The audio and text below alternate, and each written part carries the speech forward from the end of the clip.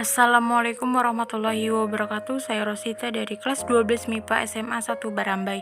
Di sini saya akan menjelaskan tentang pelajaran sejarah Indonesia ke-13 yang berjudul Bab 3. Sistem dan struktur politik dan ekonomi Indonesia masa demokrasi parlementer 1950 sampai 1959. Yang pertama, ada sistem pemerintahan. Bangsa kita sebenarnya adalah bangsa pembelajar. Indonesia sampai dengan tahun 1950-an telah menjalankan dua sistem pemerintahan yang berbeda, yaitu sistem presidensial dan sistem parlementer. Hal ini ditandai dengan pembentukan kabinet parlementer pertama pada November 1945 dengan Syahrir sebagai Perdana Menteri. Kabinet pada masa demokrasi parlementer. Yang pertama ada Natsir Masyumi 1950 sampai 1951. Kedua ada Sukiman Masyumi 1951 sampai 1952. Ketiga ada Wilopo PNI 1951 sampai 1953. Keempat ada Ali Sastro Midjojo 1 PNI 1953 sampai 1955. Kelima ada Burhanuddin Harahap Masyumi 1955 sampai 1956. Keenam ada Ali Sastro Midjojo 2 PNI 1956 sampai 1957. Ketujuh ada Juanda Zaken Kabinet 1957 sampai 1959. Alasan mengapa sering terjadi pergantian kabinet karena adanya perbedaan kepentingan di antara partai-partai tersebut tidak pernah dapat terselesaikan dengan baik, sehingga dari tahun 1950 sampai 1959 terjadi silih berganti kabinet. Kabinet-kabinet tersebut pada umumnya memiliki program yang tujuannya sama, yaitu masalah keamanan, kemakmuran, dan masalah Irian Barat, Papua dan Papua Barat. Namun setiap kabinet memiliki penekanan masing-masing. Kabinet yang dipimpin Masyumi menekankan pentingnya penyempurnaan pimpinan TNI, sedangkan kabinet PNI sering menekankan pada masalah hubungan luar negeri yang menguntungkan perjuangan pembebasan Irian Barat dan pemerintahan dalam negeri. Sistem kepartaian. Pasca proklamasi kemerdekaan, pemerintahan RI memerlukan adanya lembaga parlemen yang berfungsi sebagai perwakilan rakyat sesuai dengan amanat UUD 1945. Keberadaan parlemen dalam hal ini DPR dan MPR tidak terlepas dari kebutuhan adanya perangkat organisasi politik, yaitu partai politik. Berikut nama partai yang ada di Indonesia. Pertama ada Majelis Syuro Muslimin Indonesia, Masyumi. Partai Nasional Indonesia, PNI. Partai Sosialis Indonesia, PSI. Partai Komunis Indonesia, PKI. Partai Buruh Indonesia, PBI.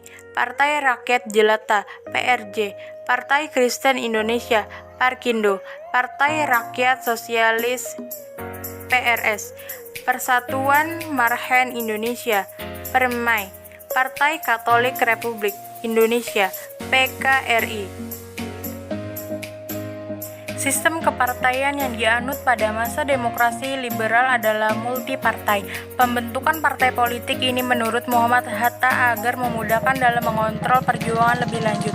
Hatta juga menyebutkan bahwa pembentukan partai politik ini bertujuan untuk mudah dapat mengukur kekuatan perjuangan kita dan untuk mempermudah meminta tanggung jawab kepada pemimpin-pemimpin barisan perjuangan. Lalu ada pemilihan umum. 1. Zaman demokrasi parlementer 1945 sampai 1959. Pada masa ini, pemilu diselenggarakan oleh Kabinet BH Bahrudin Harahap tahun 1955.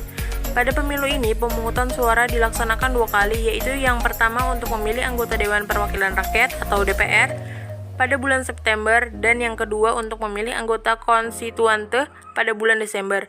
Sistem yang diterapkan pada pemilu ini adalah sistem pemilu proporsional. Pelaksanaan pemilu pertama ini berlangsung dengan demokratis dan khidmat. Tidak ada pembatasan partai politik dan tidak ada upaya dari pemerintah mengadakan intervensi atau campur tangan terhadap partai politik dan kampanye berjalan menarik. Pemilu ini diikuti 27 partai dan 1 perorangan.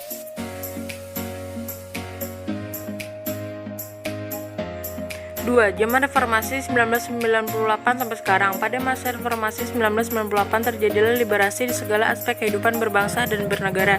Politik Indonesia merasakan dampak serupa dengan diberikannya ruang bagi masyarakat untuk mempresentasikan politik mereka dengan memiliki hak mendirikan partai politik.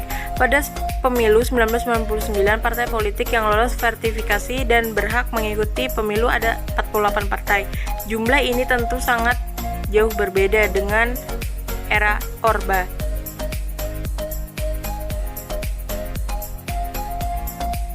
Pada tahun 2004, peserta pemilu berkurang dari 48 menjadi 24 parpol saja. Ini disebabkan telah diberlakukannya ambang batas sesuai UU Nomor 3 1999 tentang pemilu yang mengatur bahwa partai politik yang berhak mengikuti pemilu selanjutnya adalah parpol yang meraih sekurang-kurangnya 2% dari jumlah kursi DPR.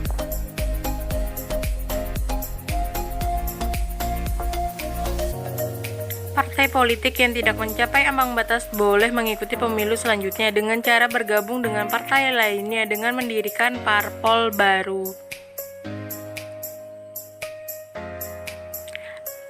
Warisan ekonomi kolonial membawa dampak perekonomian Indonesia banyak didominasi oleh perusahaan asing dan ditopang oleh kelompok etnis Cina sebagai pergerak perekonomian Indonesia.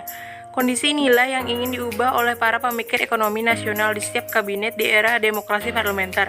Upaya membangkitkan perekonomian sudah dimulai sejak kabinet pertama di era demokrasi parlementer, Kabinet Natsir.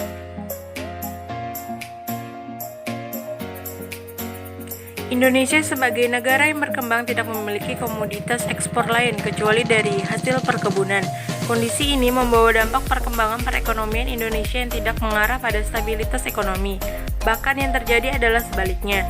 Di samping itu, pemerintah belum berhasil meningkatkan produksi dengan memanfaatkan sumber-sumber yang masih ada untuk meningkatkan pendapatan nasional.